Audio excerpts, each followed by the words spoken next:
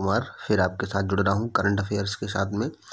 देखते हैं हमारा क्या है करंट अफेयर्स, जो एग्ज़ाम्स के लिए बहुत महत्वपूर्ण है। Civil services exams, state exams, SSC exams, अन्य जो भी परीक्षाएं हैं, करंट सभी के लिए एक ही होता है और ये महत्वपूर्ण करंट का हमने कलेक्शन किया है आपके लिए। तो देखिएगा क्या है।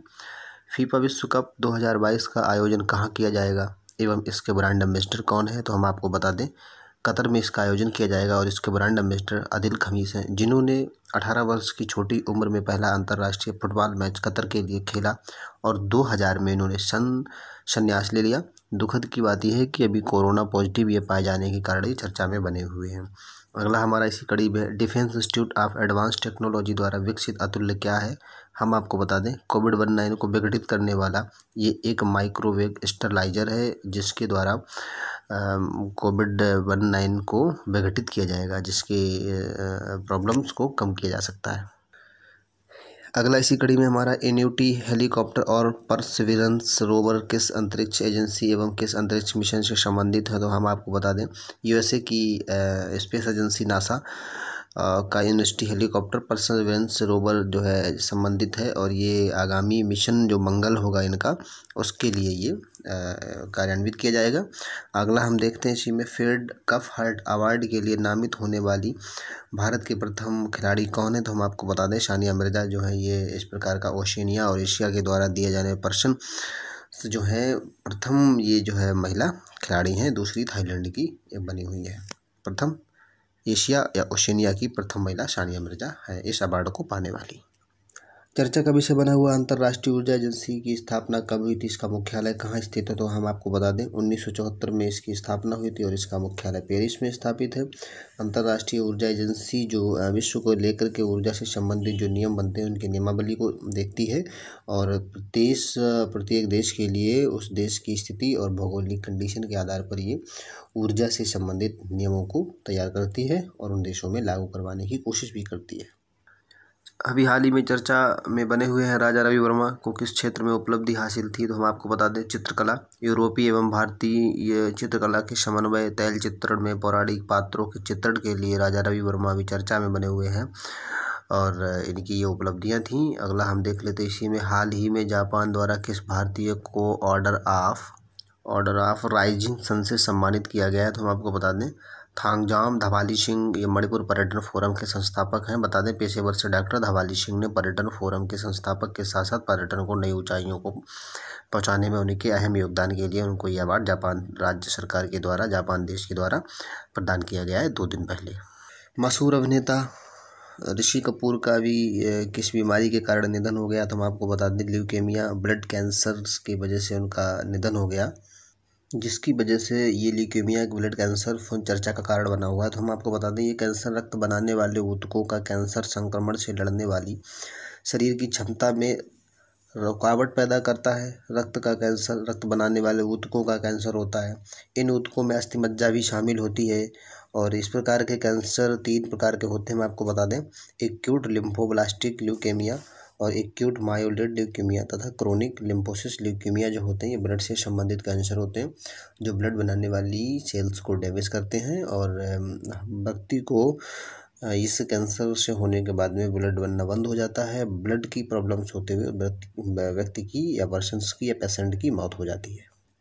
अगला हमारा इसी में है हाल ही में किस खिलाड़ी ने वर्चुअल मैड्रिड ओपन का खिताब अपने नाम किया, तो हम आपको बता दें ब्रिटेन के खिलाड़ी एंडी मरे ने। ये एक स्कॉटिश टेनिस खिलाड़ी हैं जो ब्रिटेन में खेल में नंबर 1 पर बने हुए हैं, जिनका जन्म 15 मई 1987 को ग्लासगो यूनाइटेड किंगडम में हुआ था।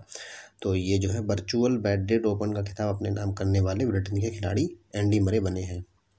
भारत में किस योजना द्वारा राशन कार्ड पोर्टेबिलिटी की जाती है एवं इसके तहत लाभार्थी दूसरे राज्यों में कितना अनाज ले सकता है, तो हम आपको बता दें पीडीएम का जो अनाज है one nation one ration card स्वीकृत या अनाज का 50% तक दूसरे राज्यों में भी पुरुष के द्वारा या व्यक्तियों के द्वारा प्राप्त किया जा सकता है। तो ये योजना जो आपकी है one ration one card one nation स्वीकृति अनाज योजना।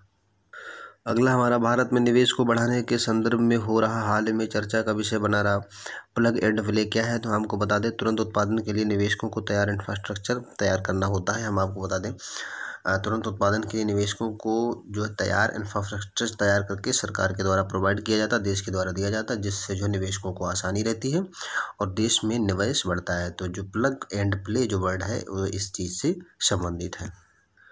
हाल ही में दिवंगत हुए रोनाल्ड विवियर स्मिथ की ख्याति किस क्षेत्र में थी? तो हम आपको बता दें प्रख्यात एक इतिहासकार थे जिनका अभी दिल्ली में बृहस्पतिवार को निधन हो गया। आगरा में जन्मे 1938 में स्मिथ का 83 वर्ष की उम्र में दिल्ली में निधन हो गया, जो जाने माने इतिहासकार तथा समाचार संपादक के रूप में भी अपनी पहचान स्थापित कर गए हैं। चर्चा में बनी केंद्र सरकार की सेंट्रल विस्टा परियोजना क्या है? तो हम आपको बता दें जितनी भी पुरानी सरकारी बिल्डिंगें कमज़ोर हो जाती है उसको बनाने के लिए ऐसी योजना लाई जाती है। तो हम आपको बता दें संसद भवन और अन्य कार्यालयों के पुनर्निर्माण के लिए ये योजना जो है सेंट्रल की विस्टा योजना जो है आज चर्चा में बनी हुई है।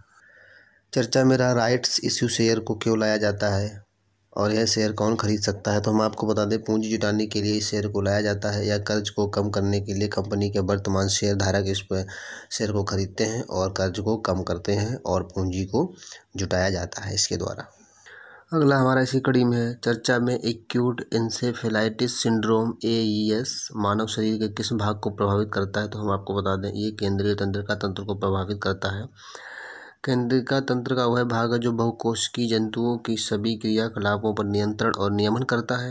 हड्डी वाले जीवों में तंत्रिका तंत्र मिनमिनीज में संलग्न होता है और तंत्रिका तंत्र को हड्डियों के द्वारा और कपाल्स के द्वारा सुरक्षा प्राप्त होती है। तो यानी कि हम कहेंगे हमारा जो तंत्रिका तंत्र होता है वो कंप्यूटर की तरह एक CPU का पार्ट होता है, यानी कि CPU की तरह हमारी बॉडी में काम करता है और शरीर के सारे हिस्सों को कंट्रोल करता है। देश में वर्तमान में चल रही शिक्षा नीति को कब लागू किया गया था एवं प्रस्तावित राष्ट्रीय शिक्षा नीति 2019 का ड्राफ्ट किसने तैयार किया था? तो हम आपको बता दें 1986 से लागू है। डॉक्टर कस्तूरी रंगन इसके अध्यक्ष थे, इनके द्वारा इस शिक्षा नीति को तैयार किया गया था।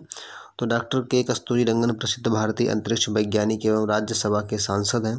इन्हें भारत सरकार द्वारा 1992 में विज्ञान के क्षेत्र में योगदान के लिए पद्म भूषण प्रदान किया गया। 1994 से 2003 तक इसरो के आप अध्यक्ष भी रहे हैं। तो इन्होंने देश के लिए बहुत काम किया, इसरो के लिए अच्छा काम किया और जो आज प्रेजेंट में जो है राज्यसभा के सांसद भी हैं। तो इनके द्वारा बनाई हुई शिक्षा नीति जो नीतियाँ थी 1986 से लागू है। अगला हमारा इसी कड़ी में confederation of all India traders CAT के द्वारा किस राष्ट्रीय ई-कॉमर्स मार्केट प्लस की शुरुआत की जाएगी? तो हम आपको बता दें इस कंपनी के द्वारा भारत मार्केट्स की व्यवस्था की जाएगी, भारत मार्केट्स की शुरुआत की जाएगी confederation of India traders CAT के द्वारा। अगला हमारा है जनजातीय इलाकों में निर्मित गौड़ वन उत्पादों के न्यूनतम समर्थन मूल्य MSP की समीक्षा किस संगठन के द्वारा की जाती है? तो हम आपको बता दें जनजातीय मंत्रालय द्वारा गठित मूल्यांकन प्रकोष्ठ के द्वारा जो जनजातीय गौड़ वन होते हैं जहाँ पे आदिवासी लोग रहते हैं उनके लिए समर्थन मूल्य की जो व्यवस्था करती है वो जनजातीय मंत्रालय द्वारा गठित एक मूल्यांकन प्रकोष्ठ एक विभाग के द्वारा इसकी व्यवस्था की जाती है, MSP की व्यवस्था की जाती है। हाल ही में किस देश द्वारा महिलाओं का खतना प्रक्रिया को प्रतिबंधित कर दिया गया? तो हम आपको बता दें सूडान के द्वारा जो मुस्लिम महिलाओं में जो खतना किया जाता था उसकी प्रक्रिया को बंद कर दिया गया। खतना क्या है हम आपको बता दें, खतना में जो है महिलाओं के गुप्तांग में किसी प्रकार से एक निशान लगाया जाता था, तो ये खतना होता है। अफ्रीका महाद्वीप का ये एक देश है सूडान, जिसका अभी हाल ही में कुछ समय पहले विभाजन हो गया है, जो सूडान और दक्षिणी सूडान के रूप में दो नए राष्ट्रों का निर्माण हुआ है। संस्कृति मंत्रालय के ई-बुक प्रोफेसर BB लाल इंडिया रिसर्च की चर्चा में बने रहे हैं। प्रोफेसर BB लाल का किस क्षेत्र में ख्याति प्राप्त थी? तो हम आपको बता दें प्रोफेसर BB लाल जो है एक महान पुरातत्ववेत्ता थे, एक महान भूगर्भिक वैज्ञानिक या पुरातत्ववेत्ता थे जो अभी हमारे बीच में नहीं रहे हैं। हाल ही में TV कार्यक्रम ने सर्वाधिक देखे गए धारावाहिक का विश्व कीर्तिमान स्थापित किया। तो हम आपको बता दें रामानंदकृत रामायण जो एक धारावाहिक कार्यक्रम है वो अभी विश्व में सबसे अधिक देखा जाने वाला कार्यक्रम बनने का उसने कीर्तिमान स्थापित की है, जो रामकथा से जुड़ा हुआ एक रामायण ग्रंथ है उसकी बात की गई है। चर्चा का विषय बना हुआ आर्टेमिस मिशन 224 2024 किस देश एवं किस ग्रह हेतु प्रस्तावित की योजना है? तो हम आपको बता दें ये नासा अमेरिका द्वारा चंद्रमा के लिए है। इसमें प्रथम 2024 चंद्रमा पर पुनः मानव मिशन को भेजना है और मिशन प्रारंभ ये 2017 से हुआ था। तो ये जो मिशन हमारा है जो नासा ने मिशन क्रिएट किया है आर्टेमिस मिशन, तो ये चंद्रमा पे मनुष्य को दोबारा भेजने की प्रक्रिया में एक अगला बढ़ता हुआ कदम नासा के द्वारा है। इसी कड़ी में अगला हमारा है टूना। टूना किस प्रकार का जीव है? तो ये एक मछली है।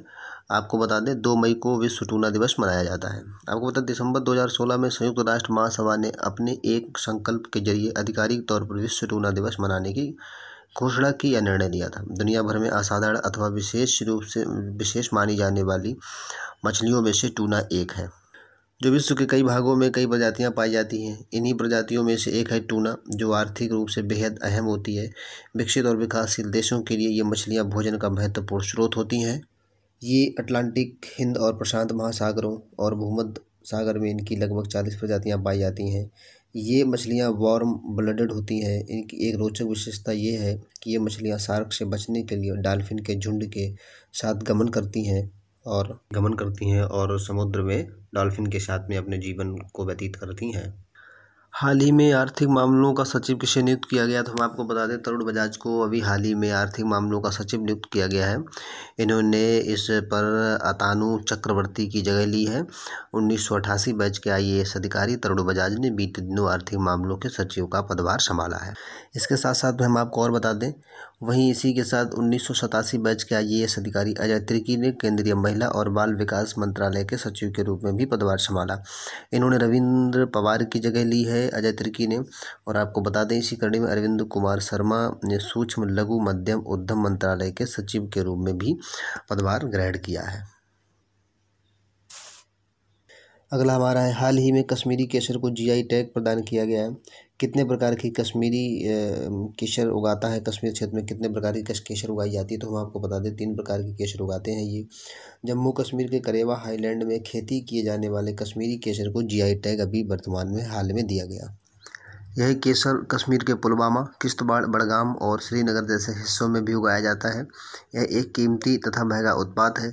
ईरान केसर का सबसे बड़ा उत्पादक है, जो भारत का करीबी प्रतियोगी भी है। और हम आपको बता दें यह स्पाइस यानी मसाले के रूप में कश्मीरी केसर दुनिया भर में प्रसिद्ध है। कश्मीर 3 तरह के केसर को उत्पादित करता है: लच्छा केसर, मोगरा केसर और गुच्छी केसर। अगला हमारा इसी कड़ी में श्रमिक दिवस के मौके पर प्रथम श्रमिक एक्सप्रेस किसके बीच में चलाई गई? तो हम आपको बता दें तेलंगाना से झारखंड तक लिंगमपल्ली से हटिया के बीच में प्रथम श्रमिक एक्सप्रेस को चलाया गया, और जिससे पहली बार में 1200 मजदूरों को झारखंड के हटिया में पहुंचाया गया, और जिनकी कोविड-19 को लेकर के जांच चल रही है। तो ये केंद्र सरकार की एक बहुत बड़ी पहल है मजदूरों को लेकर के। कोविड-19 से संक्रमित जिस आपातकाल से देश गुजर रहा है उसको मद्देनजर रखते हुए मजदूर दिवस के मौके पर केंद्र सरकार की ये जो एक योजना है, ये महत्वाकांक्षी योजना है। तो मजदूरों को जो है दूसरे राज्यों से उनके राज्यों में पहुंचाने के लिए श्रमिक मजदूर एक्सप्रेस को चलाया जा रहा है। जैसे राजस्थान कोटा से पटना, जयपुर से गोरखपुर, ऐसे कई एक स्थानों से, महाराष्ट्र से लखनऊ, महाराष्ट्र से बेंगलोर, ऐसे जो है लोगों को भेजा जा रहा है। तो श्रमिक एक्सप्रेसों के 6 रूट बनाए गए हैं, और 6 रूटों में से प्रथम जो तेलंगाना से झारखंड तक जो प्रथम श्रमिक मजदूर ट्रेन चलाई गई है वो लिंगमपल्ली से हटिया तक आई हुई है 1200 मजदूरों को लेकर के। अगला हमारा इसी कड़ी में हाल ही में ICC टेस्ट में प्रथम स्थान पर कौन देश पहुंच गया है? तो हम आपको बता दें ऑस्ट्रेलिया इसमें प्रथम लिस्ट में पहुंच गया है। इसके साथ T20 अंतर्राष्ट्रीय रैंक में भी ऑस्ट्रेलिया प्रथम पर पहुंचा है। भारत तृतीय स्थान पर खिसक गया है। ICC टेस्ट में काफ़ी समय से प्रथम स्थान पर काबिज भारत तृतीय स्थान पर खिसक गया है, और वहीं पर ओल्ड रैंकिंग में इंग्लैंड टॉप पर आ गया है। मजदूर दिवस 1 मई को मनाया जाता है। भारत में पहली बार 1 मई 1923 को मई दिवस मनाया गया था, जिसकी शुरुआत लेबर किसान पार्टी ऑफ हिंदुस्तान ने की थी, और कॉमरेड सिंगावेलकर इस समारोह को आयोजित किया। तो हम आपको बता दें 1 मई को अंतर्राष्ट्रीय श्रमिक दिवस के रूप में दुनिया भर में श्रमिक दिवस को अलग अलग नामों से अलग अलग रूप में भी मनाया जाता है। इसी दिन भारत समेत कई देशों में श्रमिक को सम्मान दिया जाता है। इसके साथ 1 मई को गुजरात एवं महाराष्ट्र की स्थापना दिवस भी मनाया जाता है।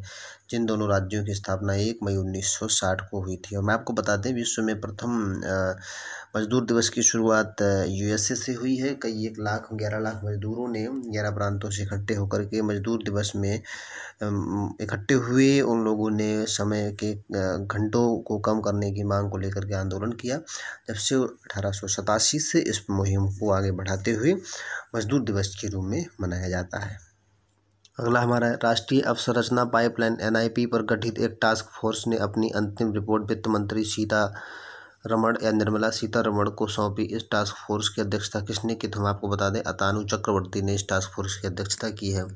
हाल ही में राष्ट्रीय अवसंरचना पाइपलाइन पर गठित टास्क फोर्स ने वित्त मंत्री श्रीमती निर्मला सीतारमण को अपनी अंतिम रिपोर्ट सौंपी है। इसकी अध्यक्षता इकोनॉमिक अफेयर्स सेक्रेटरी अतानु चक्रवर्ती कर रहे थे। इस अंतिम रिपोर्ट में वित्तीय वर्ष 2020 से 25 के दौरान 111 ट्रिलियन रुपए की कुल अवसंरचना निवेश का अनुमान लगाया गया है। और हम आपको बता दें, नेशनल इंफ्रास्ट्रक्चर पाइपलाइन का मकसद देश भर में विश्व स्तरीय बुनियादी ढांचागत सुविधाएं प्रदान करना और सभी नागरिकों के जीवन स्तर को बेहतर करना इस पाइपलाइन योजना का मुख्य उद्देश्य है। अगला इसी कड़ी में, हाल ही में चक हाव नामक ब्लैक राइस को GI टैग दिया गया है। इस उत्पाद का संबंध किस राज्य से है, तो हम आपको बता दें इस ब्लैक राइस यानी चावल का संबंध मणिपुर से है। हाल ही में मणिपुर के चक हाव नामक काले चावल को GI टैग दिया गया है। इसके साथ ही उत्तर प्रदेश से गोरखपुर को टेराकोटा और तमिलनाडु से कोविलपट्टी कदलाई मिठाई को भी GI टैग दिया गया है। चाक हाव एक सुगंधित चिपचिपा चावल है जिसकी खेती सदियों से मणिपुर में की जा रही है। एक खास सुगंध ही चावल की विशेषता है। इसका प्रयोग आमतौर पर सामुदायिक भोज में किया जाता है। इसका उपयोग विशेष रूप से चक हाव खीर के रूप में किया जाता है। इसका प्रयोग पारंपरिक चिकित्सा में भी किया जाता है। तो इस चावल को लेकर के महत्वपूर्ण बात यह है कि ये जो ब्लैक राइस है इसका प्रयोग पारंपरिक चिकित्सा के रूप में भी किया जाता है। वहीं पे गोरखपुर टेराकोटा सदियों पुरानी परंपरा एक कला का एक रूप है। इस आर्ट में घोड़े, हाथी, ऊंट, बकरी, बैल जैसे जानवरों का अलंकरण किया जाता है। वहीं जबकि तमिलनाडु के कुछ खास जगहों पर बनाई जाने वाली कोविलपट्टी कदलई मिठाई एक कैंडी प्रकार की मिठाई है। इसको बनाने में मूंगफली और गुड़ दोनों का प्रयोग किया जाता है। चर्चा में बना हुआ अतुल्य क्या है, इसको विस्तार से बता देते हैं। हाल ही में नोवल कोरोना वायरस को डिसइंटीग्रेट करने के लिए माइक्रोवेव स्टेरिलाइजर को विकसित किया गया है। डिसइंटीग्रेट करने का मतलब विघटित करने के लिए इस माइक्रोवेव स्टेरिलाइजर का प्रयोग किया गया है। इस माइक्रोवेव स्टेरिलाइजर का नाम अतुल्य रखा गया है, जिसका विकास पुणे स्थित defence institute of advance technology नामक एक डीम्ड यूनिवर्सिटी ने अतुल्य को विकसित किया है। ये विश्वविद्यालय DRDO द्वारा पुनर्समर्थित है या उसके द्वारा समर्थित है, वित्त पोषित है। यह वायरस 56 डिग्री से 60 डिग्री तक तापमान में डिफरेंटल हीटिंग के जरिए विघटित किया जा सकता है। और हम आपको बता दें, अतुल्य को पोर्टेबल या फिक्स्ड ट्रांसलेशन में संचालित किया जा सकता है। भिन्न भिन्न वस्तुओं के आकार और ढांचे के मुताबिक स्टरलाइजेशन का समय 30 सेकंड से 1 मिनट तक रहता है। इसका उपयोग केवल नॉन मेटालिक ऑब्जेक्ट के लिए ही किया जा सकता है। अगला हमारा इसी कड़ी में जास्कर नदी चर्चा का विषय बनी हुई है। जास्कर नदी किसकी सहायक नदी है, हम आपको बता दें। हाल ही में भारत के लद्दाख हिमालय में नदियों के कटाव के 35,000 साल के इतिहास को सामने लाया गया है। साथ ही क्षरण और चौड़ी घाटियों के हॉटस्पॉट की पहचान की गई है जो एक प्रकार से बफन जोर का कार्य करते हैं। यह अध्ययन विज्ञान और प्रौद्योगिकी विभाग के अंतर्गत एक स्वायत्त संस्थान Wadia institute of Himalayan geology यानी WIHG के वैज्ञानिक और छात्रों ने किया है। लद्दाख हिमालय ग्रेटर हिमालय पर्वतमाला और कराकोरम पर्वतमाला के बीच एक हाई एल्टीट्यूड डेजर्ट का निर्माण करता है। सिंधु और उसकी सहायक नदियां इसके इलाके से होकर बहने वाली प्रमुख नदियां हैं।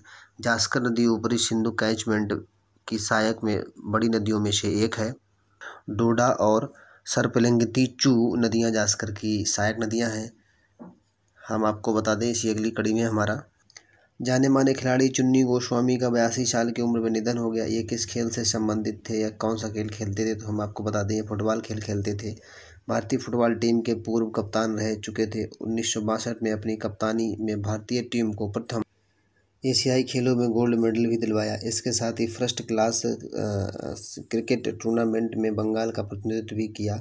1963 में अर्जुन पुरस्कार तथा 1983 में पद्म श्री अवार्ड से इनको सम्मानित भी किया गया। भारत सरकार के द्वारा इनको सम्मानित भी किया गया और उन्होंने सम्मान प्राप्त भी किया। तो दोस्तों, समसामयिक में आज के लिए इतना ही काफ़ी है, और हम लोग मिलते हैं अगले एपिसोड में। अगर इस चैनल को सब्सक्राइब नहीं किया तो सब्सक्राइब जरूर कर लें, क्योंकि सबसे पहले आपको नोटिफिकेशन मिले और इस प्रकार की विस्तारित योजनाओं, परियोजनाओं और न्यूज़ के साथ में, समसामयिक घटनाओं के साथ में हम लोग एक दूसरे से फिर मुताबिक होंगे, फिर मिलेंगे अगले एपिसोड के लिए। तब तक के लिए नमस्कार, धन्यवाद।